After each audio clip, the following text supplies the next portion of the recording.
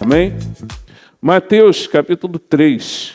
Evangelho de Mateus, capítulo 3, versículo 1. A gente falou sobre esse primeiro período, né? Relatado na Bíblia, na vida de João Batista, ali o início. Agora a gente vai falar um pouco mais sobre ele já no ministério. Evangelho de Mateus, capítulo 3, versículo 1. Naqueles dias apareceu João Batista pregando no deserto da Judéia. Ele dizia: arrependam-se, porque está próximo o reino dos céus. Pois é a João que se refere o que foi dito por meio do profeta Isaías: voz do que clama no deserto, preparem o caminho do Senhor, endireitem as suas veredas.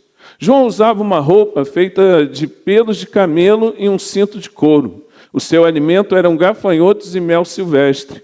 Então os moradores de Jerusalém, de toda a Judéia e de toda a região em volta do Jordão, iam até onde ele estava, e confessando os seus pecados, eram batizados por ele no rio Jordão. Quando João viu que muitos fariseus e saduceus vinham ao seu batismo, disse-lhes: raça de víboras, quem deu a entender que vocês podem fugir da ira que está por vir? Produzam fruto digno de arrependimento.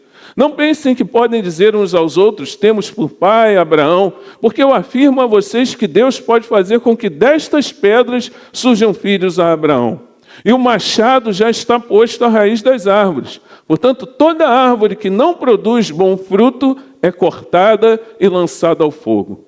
Eu batizo vocês com água para arrependimento, mas aquele que vem depois de mim é mais poderoso do que eu, do qual não sou digno de carregar as sandálias. Ele os batizará com o Espírito Santo e com fogo.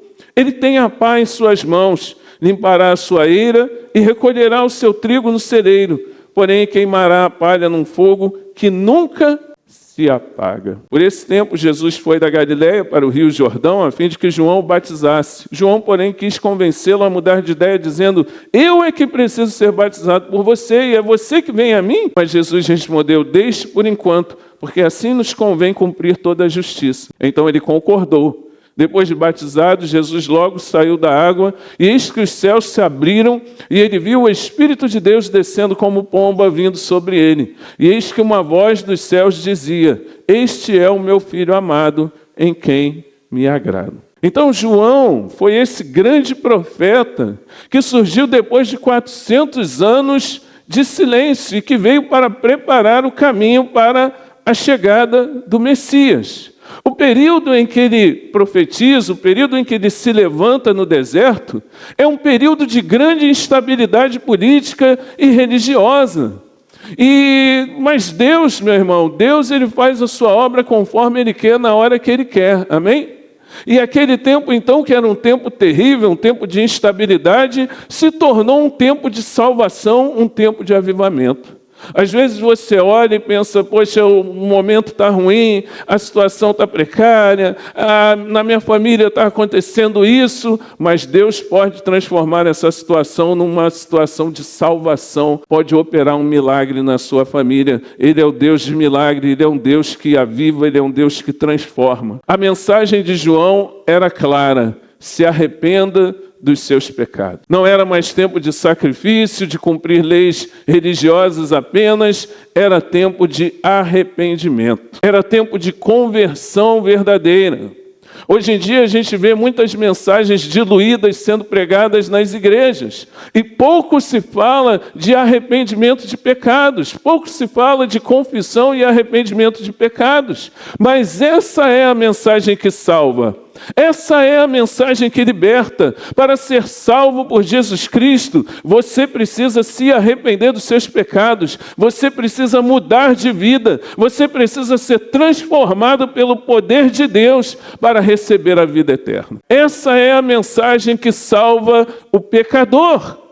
João Batista, ele prega a verdadeira palavra de Deus. E Deus quer levantar uma igreja no espírito e no poder de Elias, que assim como João, prepara o caminho para que Jesus alcance os corações das pessoas. Amém? Uma igreja que pregue o evangelho que salva, que cura, que liberta o pecador. uma igreja que aponta para Jesus, uma igreja que, assim como João Batista, é cheia do Espírito Santo, consagrada e que cumpre os propósitos de Deus. Amém? Uma igreja que se posiciona. Irmãos, nós não podemos aceitar aquilo que é errado como se fosse normal. Como cristãos, nós precisamos nos posicionar. Amém? João Batista se posicionava. Ele não se importava, em primeiro lugar, se as pessoas gostavam ou se não gostavam, se iam ficar agradadas, se não iam ficar agradadas, se ele iria depois sofrer a exclusão das pessoas ou não ia sofrer a exclusão das pessoas. Primeira preocupação dele era pregar a verdadeira palavra de Deus, mesmo que para isso ele tivesse que se posicionar. E a pergunta que eu faço a você é: nós temos nos posicionado como igreja, diante das pessoas, diante do pecado, diante daquilo que é errado? Nós estamos pregando o verdadeiro evangelho? Ou estamos entrando nessa coisa diluída e falando: não, vai para a igreja porque Deus vai te dar um emprego. Não, vai para a igreja porque Ele vai te ajudar nessa situação. Não, se você for para a igreja, seu casamento vai mudar. Deus pode fazer tudo isso, amém? Mas o maior propósito de Deus na sua vida é salvar você das trevas, é salvar você do inferno, é te dar a vida eterna, é perdoar os seus pecados e salvar a sua vida. Amém? Às vezes a gente se preocupa: poxa, eu não vou ser tão radical, né? Eu vou falar assim de um jeito mais carinhoso sobre isso, tal. Mas, meus irmãos, eu sei que a gente se preocupa com isso, não quer ser desagradável, né? Mas nós não podemos deixar de pregar a palavra que liberta, a palavra que salva, que Deus quer salvar o pecador, mas para isso o pecador precisa se arrepender dos seus pecados. Amém? Nós precisamos ter a coragem, a ousadia, a intrepidez de João. João, mesmo que ele fosse ali considerado um cara esquisito pela maneira como ele se vestia, por aquilo que ele comia, não parecia ser uma pessoa muito convencional, e talvez as pessoas olhem para você e você é uma pessoa diferente na sua maneira de agir, nos seus comportamentos, mas Deus quer usar você para salvar a vida de pessoas que estão ao seu redor e que estão indo para o inferno. Amém? Você tem a palavra de Deus no seu coração, na sua boca. Pregue a palavra para que pessoas sejam salvas. João foi muito importante no ministério de Jesus. Ele apontou para a vinda do Messias, para aquilo que o Messias viria a fazer na vida das pessoas. Ele não era o libertador de Israel, mas ele era a voz que clamava do deserto. E ele fez aquilo que Deus o mandou fazer, conforme Deus o mandou fazer, para a glória do Senhor. Ele cumpriu o propósito de Deus para a sua vida. Deus tem um propósito na sua vida, meu. Amém? Ele quer usar você para abençoar a vida de pessoas, para apontar para Jesus. Você vai ser usado por Deus para apontar para Jesus, para preparar o caminho, para que Jesus entre no coração de pessoas que estão ao seu redor. Amém? Versículo 11. Eu batizo vocês com água para arrependimento, mas aquele que vem depois de mim é mais poderoso do que eu, do qual não sou digno de carregar as sandálias. Ele os batizará com o Espírito Santo e com fogo. Ele tem a pá em suas mãos, limpará a sua eira e recolherá o seu trigo no celeiro, porém queimará a palha num fogo que nunca se apaga. Esse é um assunto, de muita controvérsia dentro da igreja e tal. Existem interpretações diferentes sobre esse texto. Existem vertentes cristãs, igrejas, denominações que entendem que o batismo no Espírito Santo fala de uma segunda bênção. Então, nós nos convertemos, entregamos a nossa vida a Cristo, nos arrependemos dos nossos pecados, o Espírito Santo habita em nós, nós somos batizados nas águas, mas num momento futuro, nós buscamos a Deus e nós experimentamos o batismo no Espírito Santo, que é evidenciado pelo falar em outras línguas. E quem não fala em outras línguas, né, na visão pentecostal clássica, não é batizado no Espírito Santo. E essa posição é uma posição um pouco excludente, né, que exclui um pouco as pessoas. Então, a pessoa, quando recebe o batismo no Espírito, então aí ela é capacitada a cumprir a missão no reino de Deus. A posição da Igreja Cristã Nova Vida é um pouco diferente. Nós passamos por um processo de conversão, o Espírito Santo de Deus habita dentro de nós, nós somos regenerados por Deus e essa regeneração já é o selo do batismo no Espírito Santo nas nossas vidas. Nós somos selados por Deus, nós somos batizados por Deus e nós já temos agora a presença do Espírito Santo em nós. Isso não significa que você não vai receber a plenitude de Deus em outros momentos, que você não vai ter experiências com Deus, que você não vai receber os dons do Espírito Santo, que você não pode falar em outras línguas, que você não vai receber a plenitude de Deus, mas nós evitamos chamar essas experiências subsequentes de batismo no Espírito Santo. Nós cremos que o batismo no Espírito acontece na conversão. E isso inclui, claro, todos aqueles que são cristãos, de verdade, né? Outro ponto nesse texto, nesse trecho que causa um pouco de divergências, é que muitos entendem que o batismo de fogo, ele na verdade está falando de juízo, o juízo que viria, e o texto depois ele fala sobre juízo, né? Ele tem a pá em suas mãos, limpará a sua eira e recolherá o seu trigo no celeiro, porém queimará a palha num fogo que nunca se apaga.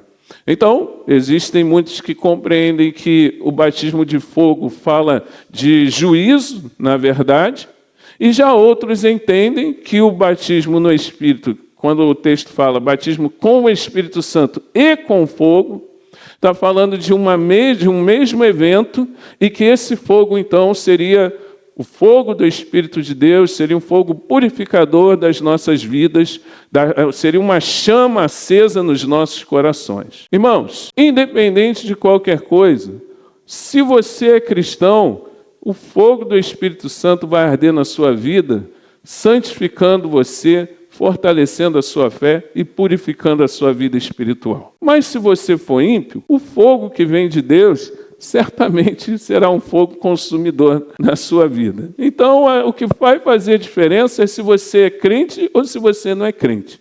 Para a gente entender como a gente vai abordar essa questão do fogo de Deus na nossa vida. Amém? Então, o que você pensa sobre isso? Hein? E agora, o que você pensa? O batismo no Espírito Santo é depois da conversão ou é na conversão?